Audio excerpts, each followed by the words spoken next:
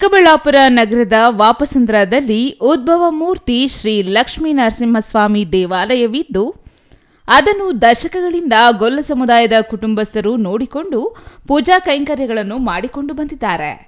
ಕಳೆದ 40 ವರ್ಷಗಳಿಂದ ವೆಂಕಟೇಶಪ್ಪ ಎಂಬುವವರು ದೇವಾಲಯದ ಅರ್ಚಕರಾಗಿ ಪೂಜಾ ಕೈಂಕರ್ಯ ಮಾಡಿಕೊಂಡು ಬಂದಿದ್ದಾರೆ. ಆದರೆ ಇದಕ್ಕೆ ವೆಂಕಟೇಶಪ್ಪನ ತಾತನ ಕುಟುಂಬಸ್ಥರ ಕಡೆಯಿಂದ ವಿರೋಧವಿದ್ದು, ನಮಗೂ ದೇವಾಲಯದ ಪೂಜಾ ಕೈಂಕರ್ಯಕ್ಕೆ ಅವಕಾಶ ಕೊಡಬೇಕೆಂದು ಶಿಡ್ಲಘಟ್ಟದ ಸುಗುಣಮ್ಮ ಎಂಬುವವರ ಕುಟುಂಬಸ್ಥರು ನ್ಯಾಯಾಲಯದಲ್ಲಿ 28 ವರ್ಷಗಳಿಂದ ಕಾನೂನು ಹೋರಾಟ ಮಾಡಿಕೊಂಡು ಬಂದಿದ್ದಾರೆ.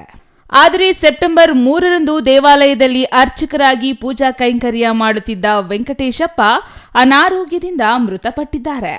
ಇದರಿಂದ ವೆಂಕಟೇಶಪ್ಪ ಕುಟುಂಬಕ್ಕೆ ಸಾವಿನ ಸೂತಕ ಇರುವುದರಿಂದ ಇದನ್ನೇ ಬಂಡವಾಳ ಮಾಡಿಕೊಂಡ ಇನ್ನೊಂದು ಕುಟುಂಬ ದೇವಾಲಯದಲ್ಲಿ ಪೂಜೆ ಮಾಡಲು ಯತ್ನಿಸಿದ್ದಾರೆ.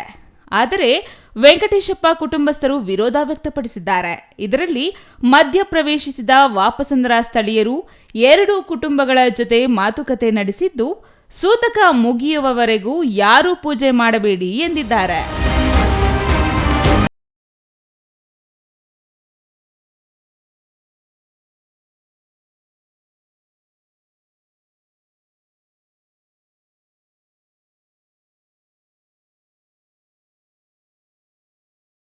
ಇದಕ್ಕೆ ಒಪ್ಪಿಗೆ ನೀಡಿದ 2 ಕುಟುಂಬಸ್ಥರು ಮೃತ ವೆಂಕಟೇಶಪ್ಪ ಕುಟುಂಬಸ್ಥರು ಪತ್ರದಲ್ಲಿ ಬರೆದು ಕೊಡಿ ಎಂದಿದ್ದು, ಇದಕ್ಕೆ ಒಪ್ಪದೆ ಮೃತ ವೆಂಕಟೇಶಪ್ಪ ಮಕ್ಕಳು ಕೋಪಗೊಂಡು ಕಾನೂನು ಹೋರಾಟಕ್ಕೆ ಮುಂದಾಗಿದ್ದಾರೆ. ಇನ್ನು 28 ವರ್ಷಗಳಿಂದ ದೇವಾಲಯದ ವಿಚಾರವಾಗಿ ಮೃತ ವೆಂಕಟೇಶ್ ಕುಟುಂಬ ಮತ್ತು ಶಿಡ್ಲಘಟ್ಟ ಮೂಲದ ಸುಗುಣಮ್ಮ ಕುಟುಂಬಸ್ಥರು ಕಾನೂನು ಹೋರಾಟ ಮಾಡಿಕೊಂಡು ಬಂದಿದ್ದಾರೆ. ವೆಂಕಟೇಶಪ್ಪ ನಿಧನರಾದ ಮೇಲೆ ಅವರ ಕುಟುಂಬಕ್ಕೆ ಸೂತಕ ಇರುವುದರಿಂದ ಸುಗುಣಮ್ಮ ಕುಟುಂಬ ದೇವಾಲಯದ ಪೂಜಾ ಕೈಂಕರ್ಯಗಳನ್ನು ಮಾಡಲು ಮುಂದಾಗಿದ್ದಾರೆ. ಇದಕ್ಕೆ ವಿರೋಧಿಸಿದ ಮೃತ ವೆಂಕಟೇಶ ಕುಟುಂಬ ನಾವು ಅರ್ಚಕರನ್ನಿಟ್ಟು ಪೂಜೆ ಮಾಡಿಸುವುದಾಗಿ ಹೇಳಿದ್ದು, ಇದಕ್ಕೆ 2 ಕುಟುಂಬಸ್ಥರು ವಿರೋಧ ವ್ಯಕ್ತಪಡಿಸಿದ್ದು, ವೆಂಕಟೇಶಪ್ಪ ಕುಟುಂಬಕ್ಕೆ ಸೂತಕ ಇದ್ದು ಸುಗುಣಮ್ಮ ಕುಟುಂಬಕ್ಕೆ ಪೂಜೆ ಮಾಡಲು ಹಕ್ಕು ಇದೆ ಎಂದು ವಿರೋಧ ವ್ಯಕ್ತಪಡಿಸಿದ್ದಾರೆ. ನನ್ನ ಹೆಸರು ಶೀಲಾವತಿ ಅಂತ, ವೆಂಕಟೇಶಪ್ಪನ ಮಗಳು. ವಾಪಸಂದ್ರ 1ನೇ ವಾರ್ಡು ಲಕ್ಷ್ಮೀ ನರಸಿಂಹಸ್ವಾಮಿ ದೇವಸ್ಥಾನದಲ್ಲಿ ನಮ್ಮ ತಂದೆ ಪೂಜೆ ಮಾಡ್ತಾಯಿದ್ರು. ಅವರು 40 ವರ್ಷದಿಂದ ಪೂಜೆ ಮಾಡ್ತಾಯಿದ್ರು. ಈಗ 20 ದಿನ ಆಯಿತು ನಮ್ಮ ತಂದೆ ತೀರೋಗಿ. ಮೊನ್ನೆ ಶನಿವಾರ ಏನು ಮಾಡಿದ್ರು, ಊರಿನವರು ಸ್ವಲ್ಪ ಜನ ನಮ್ಮ ಆಪೋಸಿಟ್ ಅವರು ಕೇಸ್ ನಡೀತೈತೆ ಕೋರ್ಟಲ್ಲಿ, ಅವ್ರ ಆಪೋಸಿಟ್ ಅವ್ರನ್ನ ಕರೆಸ್ಬಿಟ್ಟು ಅವರೆಲ್ಲ ಮಾತಾಡಿಕೊಂಡು ಏಕಾಏಕಿ ಬಂದ್ಬಿಟ್ಟು, ನೀವು ಪೂಜೆ ಮಾಡಬಾರ್ದು, ನಿಮ್ಗೆ ಸೂತ್ಕ ಐತೆ, 1 ವರ್ಷ ಮಾಡಿಕೊಡ್ದು, ನೀವು ಮಾಡಬೇಡ್ರಿ, ಬೇರೆಯವ್ರನ್ನ ಬ್ರಾಹ್ಮಣರನ್ನ ಇಕ್ಕಿ ಪೂಜೆ ಮಾಡಿಸಂಗಿದ್ರೆ ಮಾಡಿಸ್ರಿ, ನೀವು ಮಾಡೋಕ್ಕೆ ಹೋಗ್ಬೇಡ್ರಿ ಅಂದು. ಸರಿ ಆಯಿತು, ನಾವು ಬೇರೆ ಬ್ರಾಹ್ಮಣರನ್ನ ಇಕ್ಕಿ 1 ವರ್ಷ ಮಾಡಿಸ್ತೀವಿ ಅಂತ ಹೇಳಿದ್ವಿ.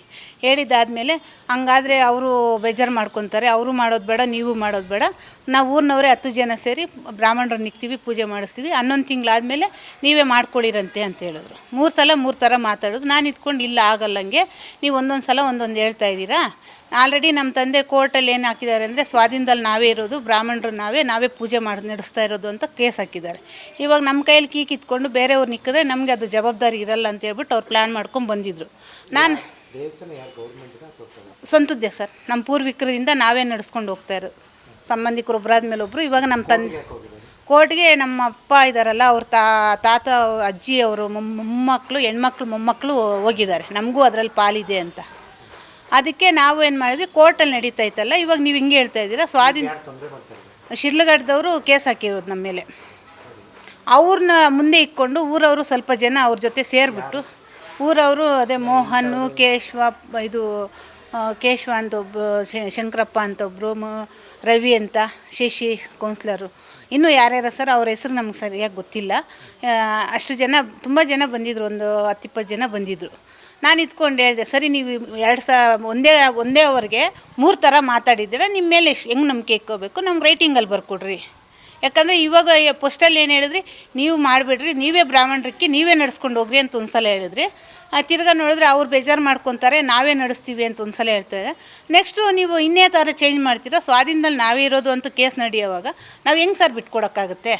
ಅದಕ್ಕೆ ಅಂತ ಹೇಳೋಣ, ನೀವೇನು ಮಾಡ್ತೀರಾ, ಇಷ್ಟು ದಿನ ವೆಂಕಟೇಶಪ್ಪ ನಡೆಸ್ತಾ ಇದ್ದ, ಇವಾಗ ವೆಂಕಟೇಶಪ್ಪ ತೀರ್ಕೊಂಡಿದ್ದಾರೆ, ನೀವು 1 ವರ್ಷ ನಡೆಸಬಾರ್ದು ಅಂತ ಹೇಳ್ಬಿಟ್ಟು ನಾವು ಈ ಥರ ಮಾತಾಡಿದ್ವಿ. ಅದೇ ರೀತಿ 11 ತಿಂಗಳಾದಮೇಲೆ ನಿಮ್ಗೆ ಬಿಟ್ಕೊಡ್ತೀವಿ ಅಂತ ನಮ್ಗೆ ರೈಟಿಂಗಲ್ಲಿ ಬರ್ಕೊಡ್ರಿ. ಪ್ರಾಪರ್ಟಿ ಫಸ್ಟು ನಮ್ಮ ಅಪ್ಪ ಹೆಸರು ಕೋರ್ಟಿಂದ ಆರ್ಡ್ರ್ ಆಗಿದೆ. ತಿರ್ಗಾ ಮತ್ತೆ ಅಪೀಲ್ ಹೋಗಿ ಕೇಸುಗಳು ನಡೀತಾ ಇದ್ದಾವೆ. ಕೇಸ್ ನಡೆಯುವಾಗ ಊರವರು ಅವ್ರ ಆಪೋಸಿಟ್ ಅವ್ರು ಬಂದು ಈ ಥರ ನಮಗೆ ಇದು ಮಾಡ್ತಾರೆ, ನೀವು ಒಪ್ಪಲಿಲ್ಲ ಅಂದರೆ ದೇವಸ್ಥಾನಕ್ಕೆ ಬೀಗ ಹಾಕ್ತೀವಿ, ನಾವೇ ಬ್ರಾಹ್ಮಣರನ್ನಿಕ್ಕಿ ಪೂಜೆ ಮಾಡಿಸ್ತೀವಿ. ಅಲ್ಲ, ದೇವಸ್ಥಾನದಲ್ಲಿ ಮೊದಲಿಂದ 200-250 ವರ್ಷದಿಂದ ಇತಿಹಾಸ ಇರತಕ್ಕಂಥ ದೇವಸ್ಥಾನ. ಪೂಜೆ ಮಾಡ್ಕೊಂಡು ಬರ್ತಿದ್ರು ನಮ್ಮ ತಾತ, ನಮ್ಮ ಮುತ್ತಾತ, ನಮ್ಮ ಮಾವ ಅವರು, ನಮ್ಮ ಅಣ್ಣ, ಹೀಗೆ ಎಲ್ಲರೂ ಮೊದಲಿಂದ ಪೂಜೆ ಮಾಡ್ಕೊಂಡು ಬರ್ತಿದ್ರು. ಈಗ ಈ ಒಂದು 34 ವರ್ಷ ಆಯಿತು. ನಾನು ಹುಟ್ಟೋಕ್ಕೂ ಮುಂಚೆ, ನಾನು ಹುಟ್ಟಿದಾಗ ಅವರು ನಮ್ಮ ಚಿಕ್ಕಜ್ಜಿ ಮಕ್ಕಳು ಬೀಗ ಕಿತ್ಕೊತಾರೆ, ನಮ್ಮ ಮನೆಯಲ್ಲಿ ಬೀಗ ತೊಗೊಂಡು ಅವ್ರು ಪೂಜೆ ಮಾಡ್ಕೊತಾರೆ. ಆವಾಗ ಆಮೇಲೆ ಊರಲ್ಲೆಲ್ಲ ನ್ಯಾಯ ಪಂಚಾಯತಿಗಳು ಮಾಡಿ ಎಲ್ಲ ಮಾಡಿ ಬೀಗ ಕೂಡಿ ವಾಪಸ್ಸು ನಾವು ಪೂಜೆ ಮಾಡ್ತಾಯಿರ್ತೀವಿ ಹಾಗೆ ಹೀಗೆ ಅಂತ. ಆಮೇಲೆ ಕೆಲವರೆಲ್ಲ ಸೇರಿ ಹಿಂಗೆ ರಾಜಿ ಮಾಡಿ ಇವತ್ತು ನಾಳೆ ಅಂತ ಬೀಗ ಕೊಡಿಸ್ತೀವಿ ಅಂತಾರೆ. ಆಮೇಲೆ ನಮ್ಮ ಮಾವ ಅವ್ರಿಗೆ ಗೌರ್ಮೆಂಟ್ ಕೆಲಸ ಸಿಕ್ಕಿರುತ್ತೆ ಅದ್ರ ಮಧ್ಯ. ಆವಾಗ ನಮ್ಮ ಮಾವ ಅವರು ಉತ್ತರ ಕನ್ನಡ ಜನಕ್ಕೆ ಕಾರ್ಕಳ ಕೆಲಸ ಆಗಿರುತ್ತೆ, ಗೌರ್ಮೆಂಟ್ ಜಾಬ್ ಆಗಿರುತ್ತೆ, ಹೊರಟಿರ್ತಾರೆ. ಹಂಗಾಗಿ ಪ್ರತಿದಿನ ಪೂಜೆ ಮಾಡೋಕ್ಕಾಗಲ್ಲ ಅಂಥೇಳಿ ನಮ್ಮ ಅಣ್ಣ ಮಾಡ್ತಾಯಿರ್ತಾರೆ. ನಮ್ಮ ಅಣ್ಣ ಚಿಕ್ಕ ಹುಡುಗ ಇದ್ದಾಗ ಮಾಡ್ತಾಯಿರ್ತಾರೆ, ಬಸವರಾಜು ಅಂತೇಳ್ಬಿಟ್ಟು ಮಾಡ್ತಾಯಿರ್ತಾರೆ. ಆವಾಗ ಆಯಿತು ಅಂತೇಳ್ಬಿಟ್ಟು ಹಿಂಗೆ ಕೆಲವೊಂದು ಸಂದರ್ಭದಲ್ಲಿ ಮನೆಯಲ್ಲೆಲ್ಲ ಇದ್ದಿದ್ದು. ಇವರು ಬಂದು ವೆಂಕಟೇಶಪ್ಪ ಬಂದು ಶಿಲ್ಘಟ್ಟ, ಇವ್ರದ್ದು ನಮ್ಮ ಚಿಕ್ಕಜ್ಜಿ ಮಗ ವೆಂಕಟೇಶಪ್ಪ ಅವ್ರನ್ನ ಕರ್ಕೊಬಂದು ನಮ್ಮ ತಾತವ್ರು ಇಲ್ಲಿ ಬಂದಿರುತ್ತೆ. ಆವಾಗ ಬಂದು ಹೋಗ್ತಾ ಇರ್ತಾರೆ. ಇಲ್ಲಿ ಇದ್ದಾಗ ನಾನು ಇವಾಗ ಯಾರು ಪೂಜೆ ಮಾಡ್ತಿಲ್ಲ, ನಾನು ಮಾಡ್ತೀನಿ, ತೀಸ್ಕೊತಾರೆ. ನಮ್ಮ ಅಜ್ಜಿ ಇದಾದಾಗ ಏನು ಬೀಗ ಈಸ್ಕೊಂಡು ಇದು ಮಾಡೋಕ್ಕೆ ಹೋಗ್ತಾರೆ. ಅವತ್ತು ಕೊಡಲ್ಲ, ಏನೇನೋ ಸ್ವಲ್ಪ ಸಮಸ್ಯೆಗಳಾಗಿ ಎಲ್ಲ ಆಗಿ ಹಂಗೆ ಕೇಸ್ಗಳು ಹಾಕ್ಕೊತಾರೆ. ವೆಂಕಟರಾಯಪ್ಪ SR ವೆಂಕಟರಾಯಪ್ಪ ಬಸ್ಸಲ್ಲಿ ಖಾತೆ ಇರುತ್ತೆ, SIR ವೆಂಕಟರಾಯಪ್ಪ ಹೆಸರಲ್ಲಿ. ಇವರು ವೆಂಕಟೇಶಪ್ಪ ಅವರು ತಂದೆ ಬಂದು ಬರೀ ವೆಂಕಟರಾಯಪ್ಪ, ನಾನೇ ವೆಂಕಟರಾಯಪ್ಪ ನಮ್ಮ ತಂದೆನೇ ಅಂತೇಳಿ ಖಾತೆ ಮಾಡ್ಕೊಂಡ್ಬಿಡ್ತಾರೆ. ಫೋರ್ಜರಿಯಾಗಿ ಖಾತೆ ಮಾಡ್ಕೊತಾರೆ. ಆ ಖಾತೆ ಮಾಡ್ಕೊಂಡಿದ್ದ ತಪ್ಪಿಗೆ ಇವತ್ತು ನಾನೇ ವಾರಸ್ದಾರ, ನಾನೇ ದೇವಸ್ಥಾನ ಓನರು ಅಂತೇಳಿ ಕೂಗಾಡ್ತಾ ಇದ್ದಾರೆ. ಸರ್ ಕೋರ್ಟಲ್ಲಿ ಸರ್ ನಾವು ಯಾರೂ ತೊಂದರೆ ಕೊಡ್ತಿಲ್ಲ. 3 ಆರ್ಡ್ರು ನಮಗಾಗಿದೆ ಸರ್. DCಯಲ್ಲಿ ಆಗಿದೆ, ಸಿವಿಲಲ್ಲಾಗಿದೆ, ತಿರ್ಗಾ ಸಿವಿಲ್ ಫಸ್ಟ್ ಬೆಂಚಲ್ಲಾಗಿದೆ ಸರ್. 60-55 ಇದೆ ಸರ್. ಹಾಂ ಸರ್. ಅದರಲ್ಲಿ ದೇವಸ್ಥಾನ ಇದೆ, ಆಮೇಲೆ ಹಳೆ ಮನೆಗಳಿತ್ತು, ದೊಬ್ಬಾಕಿದ್ದೀವಿ ಎಲ್ಲ. ಮನೆ ಜಾತ್ರೆ ಟೈಮಲ್ಲೆಲ್ಲ ದೊಬ್ಬಾಕಿದ್ದೀವಿ. ಈಗ ಅಲ್ಲೊಂದು ಚಿಕ್ಕದೊಂದು ಸಮುದಾಯ ಭವನ ಕಟ್ಬಿಟ್ಟು 10 ಜನಕ್ಕೆ ಯೂಸ್ ಆಗೋ ಥರ ಒಂದು ಕಾಂಪೌಂಡ್ ಹಾಕಿ ಮಾಡೋಣ ಅಂತ, ಅದಕ್ಕೆ ಅವ್ರು ಬಿಡ್ತಾ ಇಲ್ಲ ಸರ್. ಒಟ್ಟಾರೆ ನರಸಿಂಹಸ್ವಾಮಿ ದೇವರಿಗೆ ಪೂಜಾ ಕೈಂಕರ್ಯಗಳನ್ನು ಮಾಡಲು 2 ಕುಟುಂಬಸ್ಥರು ಪೈಪೋಟಿಗೆ ಬಿದ್ದಿದ್ದು, ದೇವಾಲಯ ಯಾರಿಗೆ ಸೇರಬೇಕೆಂದು ನ್ಯಾಯಾಲಯದ ಮೊರೆ ಹೋಗಿದ್ದಾರೆ. ನ್ಯಾಯಾಲಯ ಆದೇಶಕ್ಕೆ ಕಾಯಬೇಕಾಗಿದೆ. Thoudanahalli Ramesh, CTV news, Chikkaballapur.